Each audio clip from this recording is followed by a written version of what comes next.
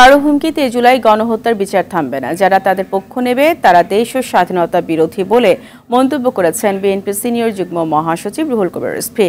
রাজধানীর জাতীয় বার্ন ইনস্টিটিউটে জুলাই আগস্টে ছাত্র জনতার গণ অভ্যুত্থানে আহতদের দেখতে গিয়ে এই মন্তব্য করেন রিজভী।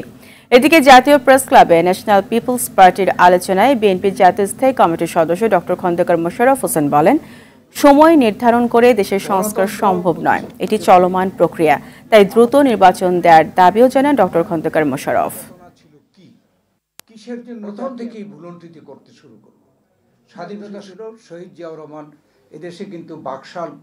বাংলাদেশে নাকি হিন্দুদের বাড়ি পোড়ানো হচ্ছে, বাংলাদেশে নাকি হিন্দুদেরকে পুড়িয়ে মারা হচ্ছে, এই ধরনের ডাহা, অসত্য,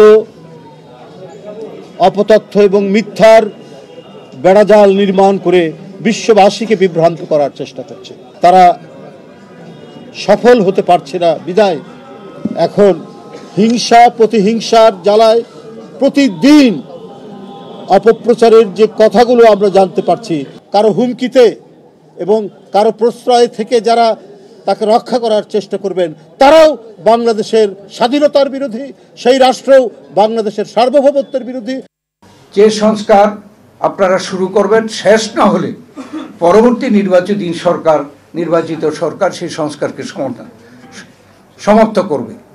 সেই জন্যে সেই উসিলা দিয়ে, সংস্কারের উসিলা দিয়ে অনিশ্চিতকালের জন্য ক্ষমতায় থাকাটা কোনো বুদ্ধিমানের কাজ হবে না। শত শত পত্রিকা তারা বন্ধ করে দিয়েছে, টেলিভিশন বন্ধ করে দিয়েছে। আওয়ামী লীগ মানে মত প্রকাশের স্বাধীনতায় বিশ্বাস করে না। আওয়ামী লীগ মানে জনগণের মানবাধিকারে বিশ্বাস করে না। ভোট চুরি কিন্তু শুরু হচ্ছে এই আওয়ামী লীগ, ভোট ডাকাতি আওয়ামী লীগ।